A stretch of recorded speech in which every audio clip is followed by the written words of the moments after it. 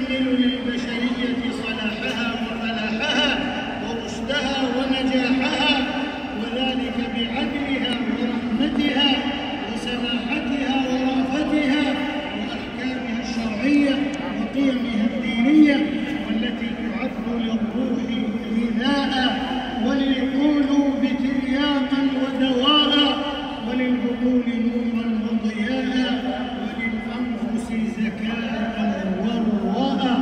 معاشر المؤمنين، القيم المزهرة والشيم الأخاذة المبهرة هي التي انتشلت الإنسانية جمعاء من أوهاق البغضاء والشحناء إلى مراسي التوافق والصفاء والسلم والوفاء. قال الله عز وجل: واعتصموا بحبل الله جميعا ولا تفرقوا. القيم الدينية هي البلسم الشافي لكل عويصة أعيت مخاطرها عقول أباتها. الله قد فطر النفوس على الهدى وأنار بالإسلام درب هداتها. ذلك الدين القيم ولكن أكثر الناس لا يعلمون. وأعلى هذه القيم الإيمان الخالص والتوحيد الصافي. ألا لله الدين الخالص ثم الاتباع الكافي. قل إن كنتم تحبون الله فاتبعوني يحببكم الله ويغفر لكم ذنوبكم. أمة الإسلام، لقد اقتضت حكمة المولى جل جلاله أن يكون صاحب الرسالة الإسلامية الخاتمة إمام الأنبياء وسيد الحنفاء محمد بن عبد الله بأبي هو وأمي عليه الصلاة والسلام، وأحبته إن لم يصحبوا نفسه أنفاسه صحبوا. حب متين واتباع متين لا ابتداع قمين وإحداث بشير. هات الحديث مزاجه أشواق وصف الحبيب فكلنا تواق عن قلبه عن حبه عن لطفه عن كل ما جادت به الأخلاق. طوبى لمن عن نهجه لم يغفلوا يوما وذاقوا في حبه آناق. لقد حملت شمائله صلى الله عليه وسلم الخير كله والبر دقه وجله والهدى أجمعه والعدل أكدعه. فكان صلى الله عليه وسلم جميل الخلق والخلق وسطا في الأمور كلها وخيرا ورحمة، وما أرسلناك إلا رحمة للعالمين. كان عليه الصلاة والسلام كثير التبسم. فعن عبد الله بن الحارث رضي الله عنه قال: ما رأيت أحدا أكثر تبسما من رسول الله صلى الله عليه وسلم.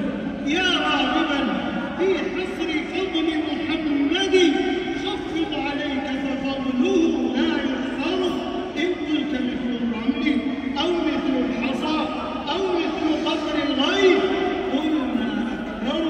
عليه الصلاة والسلام كان يدخل البشر والسرور ويزرع الألفة والحرور، يراعي المشاعر ويجبر الخواطر لما في الجبر بعد الصبر من الظفر وعظيم الأجر.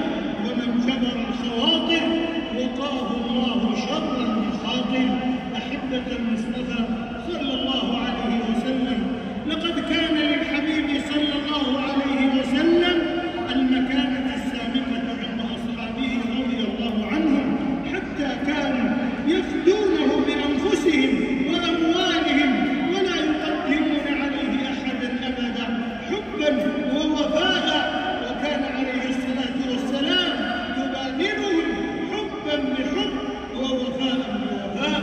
فهذا زيد بن حارثة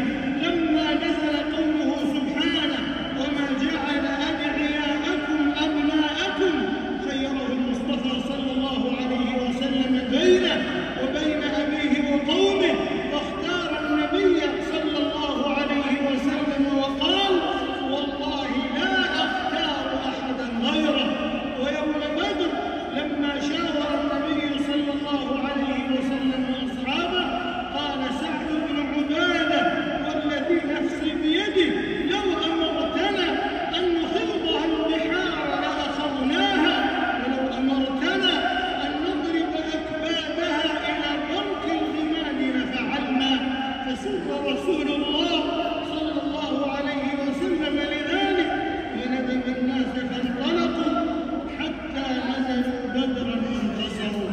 الله أكبر.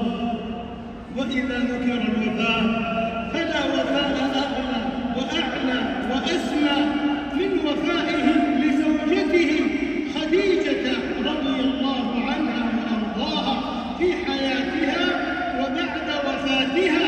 روى الإمام أحمد في مسنده عن أم المؤمنين عائشة رضي الله عنها أنها قالت: كان النبي صلى الله عليه وسلم إذا ذكر خديجة أثنى عليها فأحسن الثناء وقال عنها: لقد آمنت بي إذ كفر بي الناس وصدقتني إذ كذبني الناس وواستني بمالها إذ حرمني الناس.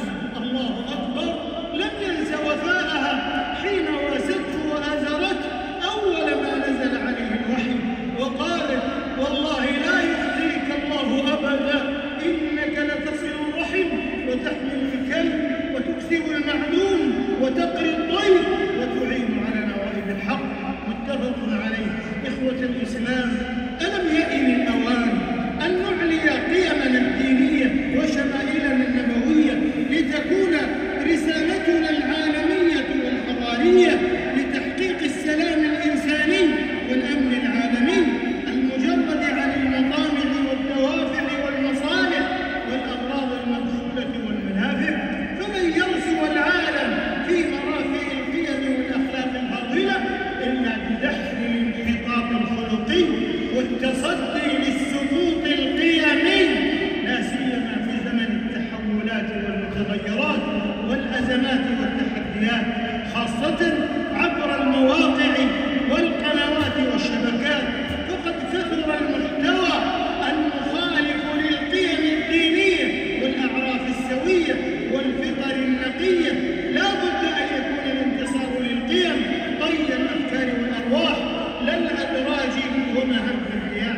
وبنظرة فاحصة إلى واقع الأمة حيال هذه القيم أمام جيوش الماديات وسيول المغريات تتجلى الحاجة إلى الثبات عليها والاعتزاز بها على ضوء الكتاب والسنة بمنهج سلف الأمة. فقد استبدل بعض الناس بنور الوحيين سواهما واكتفوا من حب هذه القيم والشمائل بالمظاهر والشكليات على حساب الحقائق والمعنويات. فبدل أن تعيش هذه الشمائل في حياتهم كلها اكتفوا من البحر اجتزاء بالوشل فعاشوا بين الغلو والجفاء. وآخرون تجردوا عن القيم فأصبحوا ضحايا أزماتهم النفسية ولوثاتهم الخلقية جحودا وكنودا ونكرانا للجميل. فراشوا قبل أن يبروا وظنوا أنهم صاروا شواهين منهزمين مأزومين ذوي لؤم ودناءة وقلة مروءة وتفاهة وفساد ذائقة، بغية مكاسب مزعومة ولعاعات موهومة، يتلونون تلون الحرباء ويروون روضان الرباء، يقتاتون على نوائب الأحداث والأزمات. وفي المواقف تتبين المعادن وتنكشف الحقائق وهم كثير لا كثر الله سوادهم وكتب صلاحهم وهدايتهم ويمكرون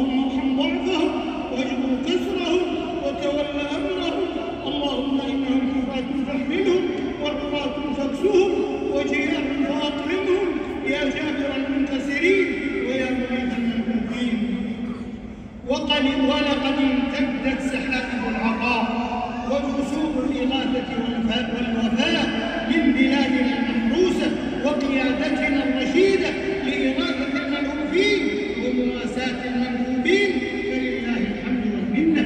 وهذه آيات وتذكير، ولا يقال غضب الطبيعة. قال الله عز وجل: وما نرسل بالآيات إلا تخويفا. وبعد أيها الإخوة، فالانتصار للقيم الدينية سنن العودة الظاهرة للأمة لنقود العالم بشغف الهمة لبلوغ القمة ونكون فيه كما أراد الله لنا الهداة الأئمة ونسوقه إلى أفياء السلام والعدل بالخطم والأزمة. فهل وحدة في الله توقظ عزمنا فننير ما حاك الضلال وزوره؟ وهل نصرة لله تجمع شملنا لنقود هذا العالم المتحيرا؟ هذا الرجاء وذاك الأمل، ومن الله سبحانه نستلهم سداد القول